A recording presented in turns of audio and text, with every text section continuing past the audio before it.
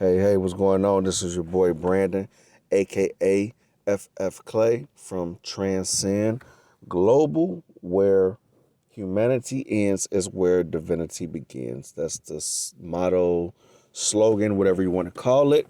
Anyway, I am back with another video. I'm sorry that it feels like it's been so long for me. I'm sorry because my intent is to be consistent. And when I say consistent, I mean daily, no later than every other day. But this week kind of got away from me, and not in a bad way, just life being life. Um, Trying to juggle a full-time job, being a husband, being a father, mixing in some self-care. Also, um, being a businessman, an investor, and trying to get in my own research and study for my own purposes, not just for content's sake. But with content opens up a whole nother world. And it's not a bad thing. It's actually a great problem to have, especially seeing that I want to do this full time. But I'm both intuitive and intellectual. But um, pretty much I said all that to say that when I get revelation and downloads, I do so much study and research that it kind of just all hits me at one time and bombards me. And again, that's not a complaint or that's not a bad problem to have, but it just can be so overwhelming, especially with everything going on and not having all the time that I would like to dedicate it to my research. But I don't just like to get revelations and downloads and then just immediately just blurt it out. And sometimes, I will be led to flow like that.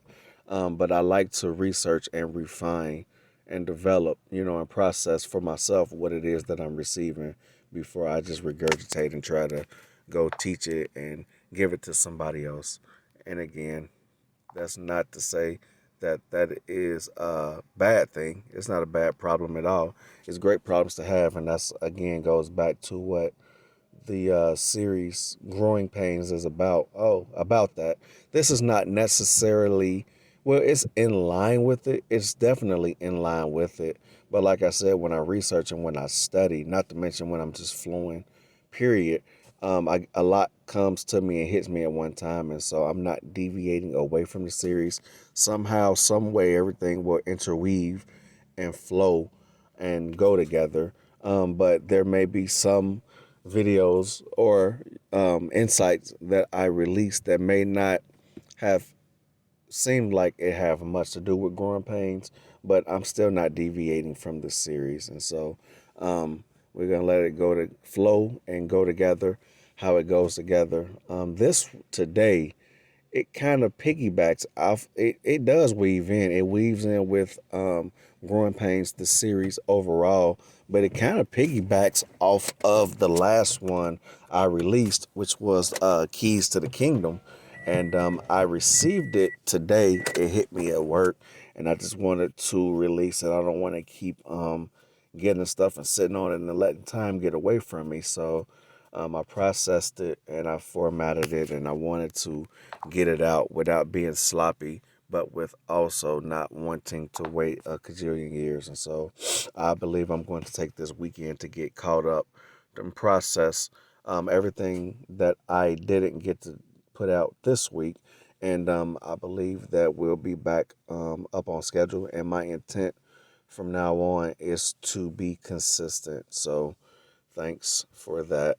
But I wanted to talk today about our world or our reality is plastic, as you can see in the title, or side subtitle, your reality is AI or artificial intelligence. And I said that to say because I've done a lot of research. I'm into quantum physics and all of that, smarty farty, limitless, matrix, like I said, quantum physics and all of that scientific stuff, as well as spiritual truth. And I like to see the correlations and the confirmations and how the two piggyback off of and complement each other. And so it just hit me today. It was simple, but like I said, when revelation comes, I like to refine it and develop it before I release it. And so though it was simple, is also very profound. And like I said, that our reality is plastic or artificial intelligence. And so what came to me was the correlation between how social media and just the internet works, period, today, how that works, and what the direct correlation is with our lives. And the word that we hear tossed around a lot is algorithm. And so I looked up the definition because I wanted to be sure of what it actually meant. And it says that an algorithm is a set of guidelines that describe how to perform a task. And I was like, well, okay, that's kind of pretty cut and dry. It's pretty bland. It says something, but it doesn't really fully say the depth of what it is that I'm want to convey. And so I did a quick research on Google, and an article came up, and I glanced over it, and I got some pretty satisfactory answers to what it is that I was looking for. I can link it in the description if you would like. Matter of fact, most likely I will probably just include it, if you can read at your own leisure. But it says in the article, Pedro Domingos, which is an author of a book about algorithms and artificial intelligence. It says Pedro Domingos offers a masterfully simple definition. An algorithm is, Domingo writes, a sequence of instructions telling a computer what to do. As Domingos goes on to explain, algorithms are reducible to three logical operations: and, or, not. Three simple instructions. And what I took from that, like I said, going to social media feed, whether it's Google, whether it's YouTube, Facebook, IG, they pretty much operate all the same. And I think it's manipulative in a way. I think it's ingenious, but I think that the way they use it is manipulative, um, and a perversion of how things were truly set up by God to operate, how the world operates, how the universe operates, how the systems in the earth operates, even how our lives operate. Because in Scripture, it says how Christ, God through Christ, He created everything that we see and that what we don't see, visible and invisible, and the different hierarchies and systems in place, and how that everything that we see physically is a type of shadow or a pattern of what we don't see invisibly. And so I think that they took the way that we operate, they took the way that nature operates, they took the way how everything operates, and they took it and leveraged it and manipulated it for their own evil purposes. That's just my opinion, that's my 2 cents on the matter. And I believe that it can be very invasive, especially the way that they use it. It's one thing to have our permission, but the way that they go about it is very deceptive and invasive. But that's just me. Um, but like I said, taking that as an example, that's an example of an algorithm, but more specifically is what they call machine learning. And machine learning says the definition is, instead of repeatedly processing a stable set of instructions, systems based on machine learning rewrite themselves as they work. And I said all that to say is this, like, if you think about your news feed on Facebook or YouTube per se, um, I believe that it's a snapshot of who we are as a person. I think it's a composite sketch of who we are. Because if you think about your Facebook news feed, um, one way or another, everything that you see in front of you is data that you inputted, whether you searched it, whether they use your Google searches, whether it's the friend request that you send and or receive, the content that you look at, the videos that you look at and share, the memes that you look at and share, the type of post that you click, share, comment, like, love. They are using all of that data that you input, whether it's with your permission or not. They use it, and they take that data and they feed it into their machine, and then they use it so that they can have an idea or a picture of what type of content it is that you like to engage with so that they can feed that back and put it back in front of you in the future. I also think they use it as a way to gather who you are as a person, pretty much like a portfolio or a folder. Pretty much they want a summation of who you are as a person. So I believe that they use that data. But I said all of that to say that pretty much what you see in front of you, what you get is a result of what you put out or what you fed into the system. That's what the algorithm is about. It merely reflects and shows back to us who we are based on the data and feedback that we give it. And it continues to perpetuate itself continually until we change it. Over time, we have our core beliefs and our likes, our passions and our dislikes and so forth. But over time, there are certain facets and components of ourselves that change, for whatever reason. There are things about us that change. And as we change and our appetites change and what excites us, changes, our passions, likes, dislikes, things about us change. And as a result of us changing, what we put out will change. And as a result of what we put out changing, what we get back will change. And again, you can look at your news feed to see that as an example, depending on what mood you're in, where you're at in life, your understanding, what season you're in. All these things have an effect on what it is that we get back. For instance, if judging by my YouTube feed, you wouldn't really be able to gather who I am as a person because I'm all over the place. What I listen to and what I watch will vary depending on how I'm feeling in a moment, what I'm researching, what I'm interested in, what moods I'm in, what season, what place I am in mentally or emotionally in life. Like all these things change.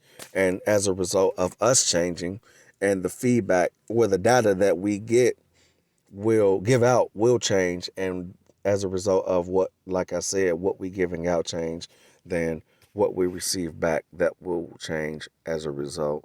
And so as a result of that, now that we know that, we won't get mad at the feed, because it's simply a mirror that reflects back to us what it is that we have given it. So if there's something in our feeds that we see that we don't like, we don't get mad at the feed per se. We just change it.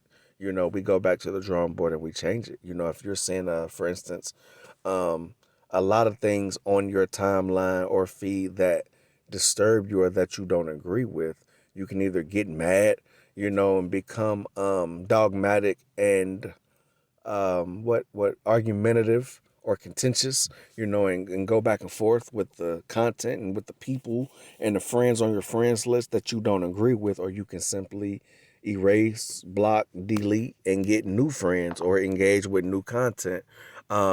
Instead of fighting against it and getting mad at it, you go back and you change the data, that you feed it. And as a result, the feedback that you get back will be more in line with what it is that you want to see. So us knowing that now and correlating it to life is the same way. That's why we always hear, that we're not victims of circumstance. And you're like, well, I didn't consciously choose this, but life happens to us. A lot of what happens to us is subconscious, which means that it's beneath the surface. So in some way, the things that we experience or see in our lives, especially when there's cyclical and repetitive and habitual, is something that's going on in us. That's because life emanates from us. So it's coming from somewhere deep inside of us, somewhere that we're in agreement with. It's something that's out of alignment with what it is that we want to consciously see. And so it's our jobs to do the work, the inner work, and look within ourselves, inquire and seek from God, and take a real long, hard look at ourselves in the mirror to see what it is that we don't like or that we're not in agreement with. And it's our job to change it.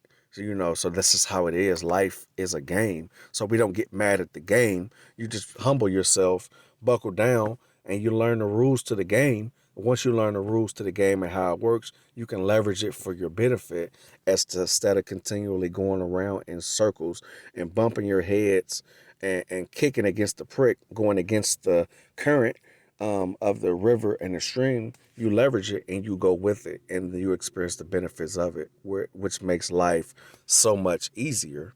And I use this benefit, not benefit, but I use this example, or this example came to me because it's not so much mystical or esoteric or spiritual. And you don't have to understand it from that perspective if you don't want to, in order to get this perspective and learn from it and apply it. Now, the more that you know and the deeper that you go, the more you will benefit from it. But we want things that will give us practical, applicable results, and so you don't have to be deep, or you don't have to be esoteric or mystical or necessarily, I won't say spiritual, because we are spiritual at our core. But this is a real time and a relevant example. And with that, it should encourage us to continue in the process, because we know that eventually, we know that there's a lapse. And so we don't get discouraged by that. There's a lapse of time between what we input and what we see.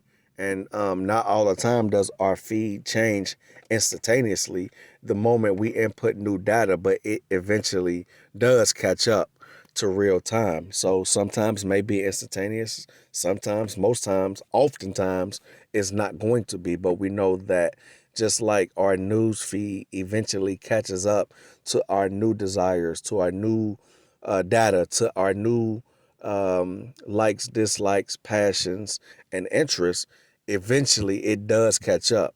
And so the same thing with our lives. When you set out for something new, you're going against habitual subconscious programming and layers of it, and not just your own, but generational, and this is habit, and this is subconscious, and it's deep rooted. So it will take more, and sometimes it seems like it takes longer, but eventually it does change, provided we stick with the process, we trust the process, and we continue to be consistent and repetitive, not from a dry place, but we do have to be intentional about this process until it becomes repetitive, till it becomes habitual, and until it goes on autopilot. There is a level of conscious or intentional work that we have to do. But now that we have an understanding and a snapshot of how reality works, we know that eventually it does change, that the process does work 100% of the time. We just have to stick with the process. So that's why the Bible has a lot to say about long suffering, or not fainting or growing weary, but continuing to be persistent and to exercise perseverance, because eventually things do change. The process works 100% of the time, without fail. We a lot of times just faint, grow discouraged, grow weary, uh, grow faint. We slack up, we lose focus, concentration. All these things happen, and this is not a condemnation. It's just a part of the human experience that we have to transcend, and it's a process. But we can look at it now like it's a game, and now that we know the rules to the game, again, we can leverage it, and we can work it, according to the rules and the process of how things work, and then we can see the benefits. One thing about it is that total immersion is key, because in doing this, there are various ways that we can input data. Just like I said with Facebook, you can there are GIFs, there are memes, there are text posts, there's picture, there's video, there's a variety of ways that you can engage with content on social media, on YouTube, Facebook, IG, Google.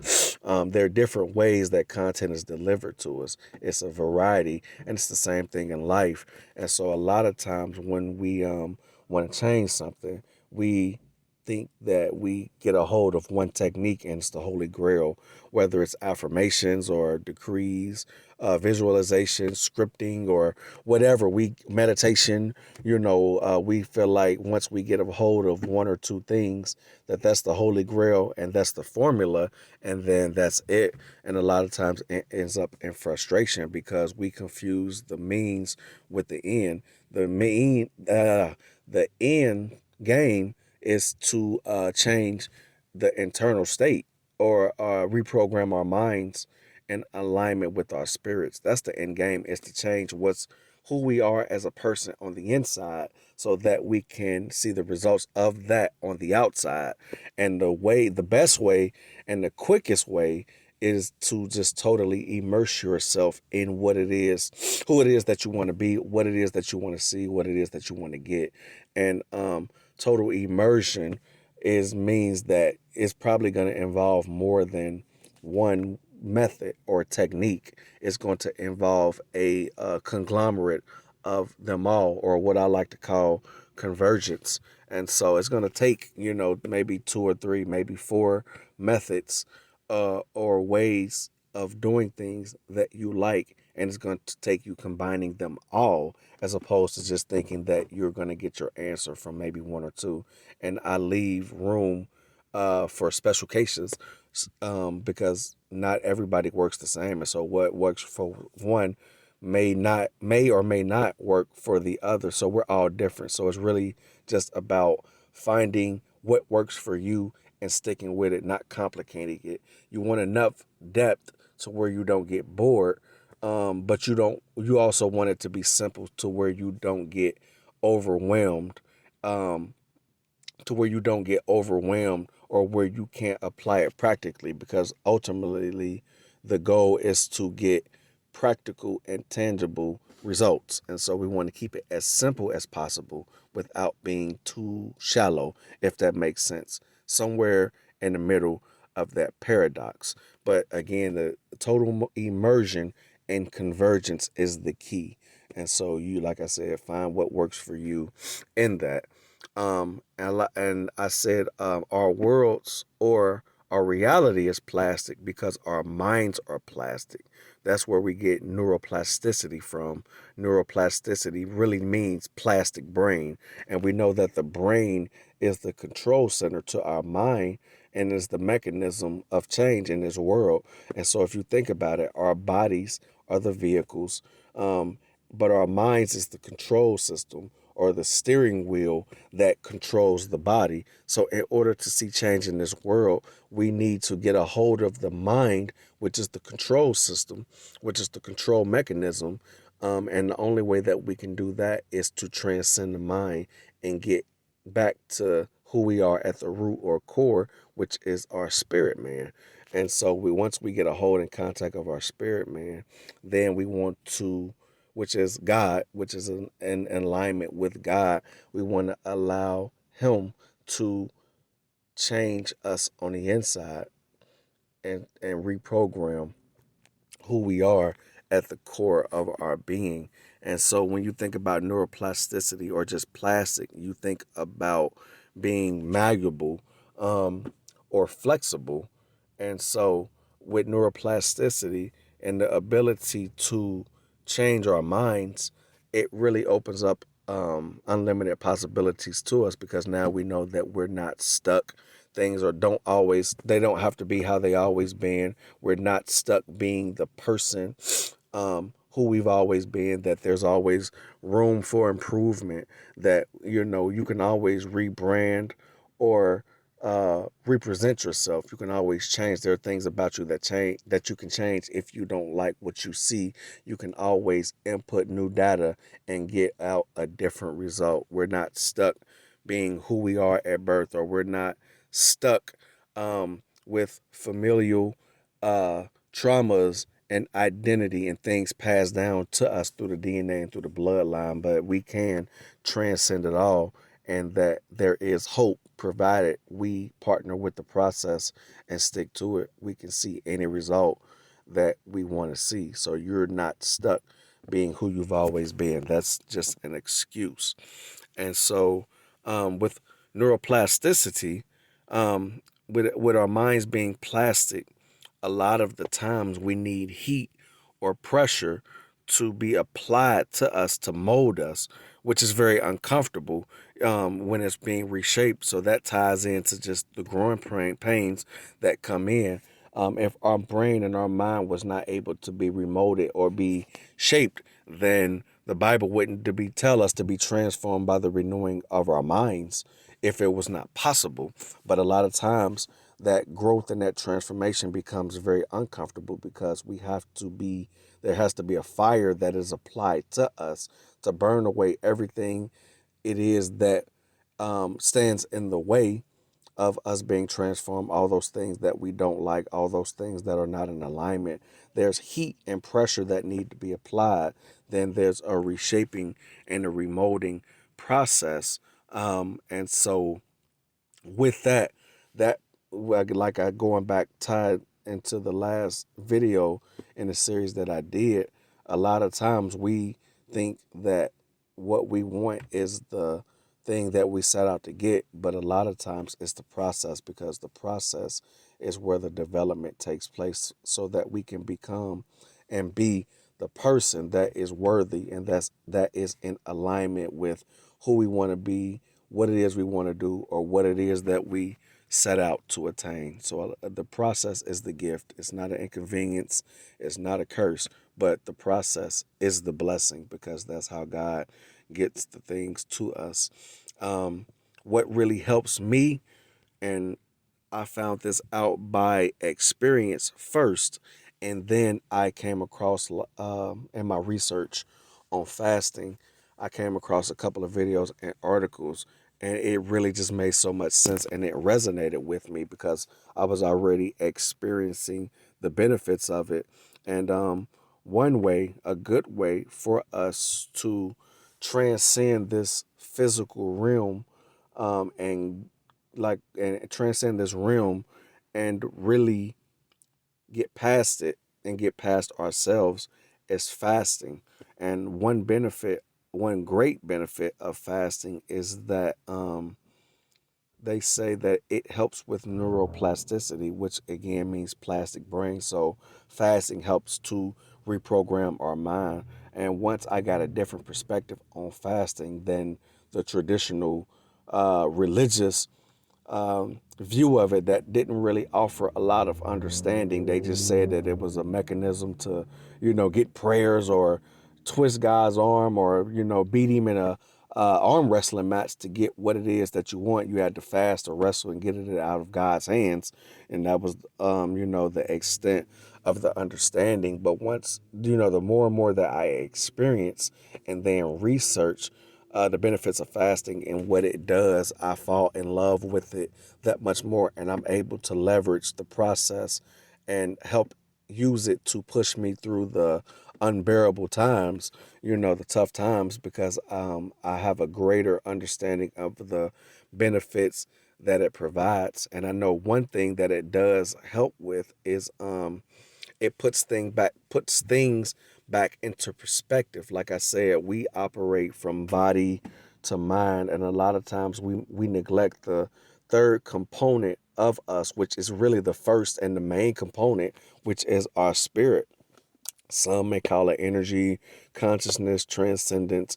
At the end of the day, the essence that's on the inside of us, that's invisible, that part is God. That's spirit, man. That's the divinity. That's God within us. Whatever name you want to attach to it, that's fine. But I know for me, fasting really puts things back into alignment for me.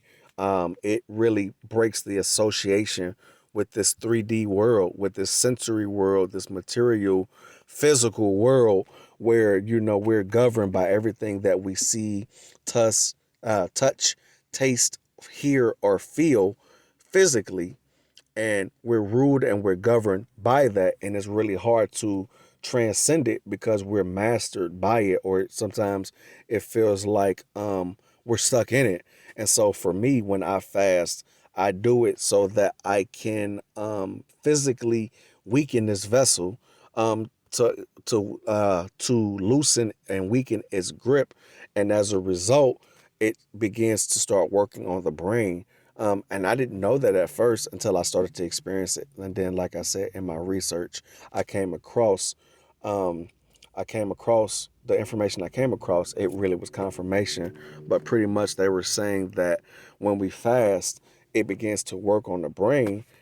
It kind of like when you physically exercise. We think that we get the benefits when we lift the weights or when we run or we do whatever means or way you work out. We think that that is the way that we grow, but that's actually the resistance that challenges the muscles. The real growth doesn't happen until after we use whatever mechanism of resistance we use that tears down the muscles and the fibers. It tears it down so that it can be built back up. So after the resistance, the rest of the process is when growth comes in, when we allow our muscles to rest and recover after being torn or broken down. Then they begin to rebuild themselves, and then that's where you get the strength and the endurance, the definition, or whatever benefits it is that you're looking for. So when we fast, that's exercising the brain because it applies the pressure or stress that's needed to tear down old neurons and build up new ones. When it's tearing down the old neurons, as a result of like fight or flight or survival, our mind begins to go into survival mode, and it starts to look for ways to alleviate the stress and the resistance that is being put through. So when you're tearing down the old neurons during fasting, that's like the exercise process. That's the resistance. That's the challenge to the brain.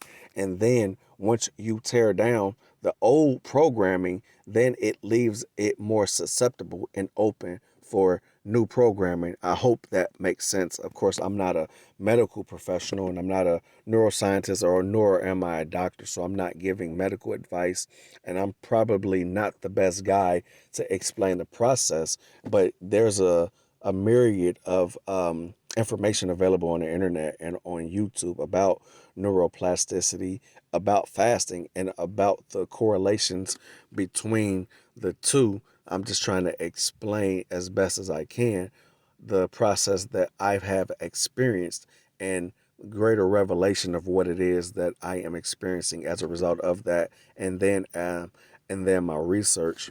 But pretty much when you fast, it's pretty much telling the body and the mind who is boss, who runs it, and it allows us to break through to get back into our physical man, not physical man, but our spiritual man.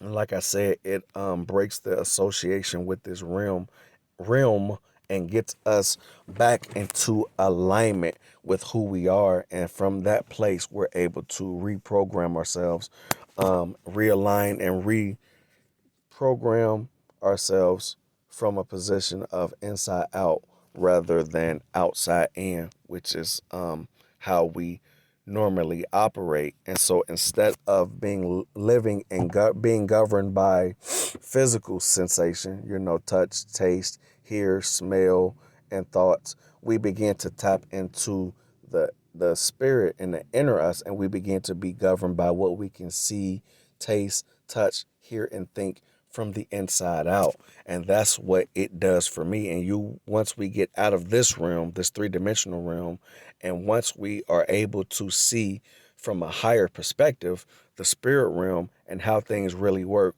that's when we'll begin to really see how plastic reality really is and how simple it is. And actually, it doesn't take much time at all, how accelerated things come. But again, you have to go through that process that we keep talking about, and growing pains, because fasting, especially if you haven't done it in a while or you haven't disciplined your mind and your body to be able to do it in whatever capacity that challenges you, is very, very, very, very, very hard.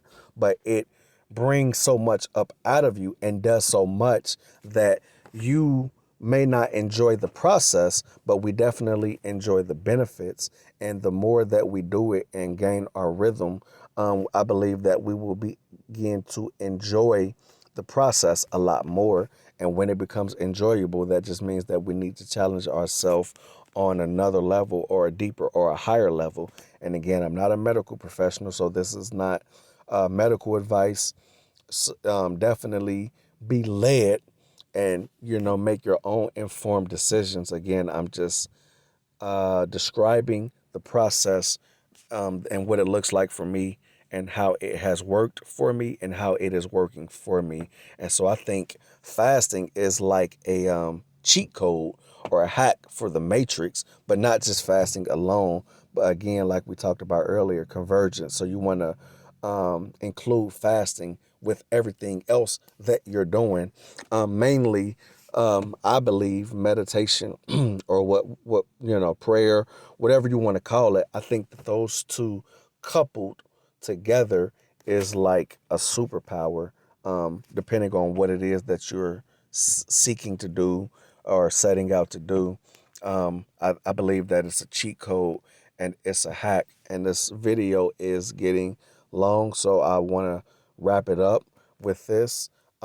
Just in conjunction with fasting and with prayer or meditation or visualization or just solitude, spending time with yourself, with God, whatever you want to call it, what label you want to put on it, however you perceive it or process it. That's fine.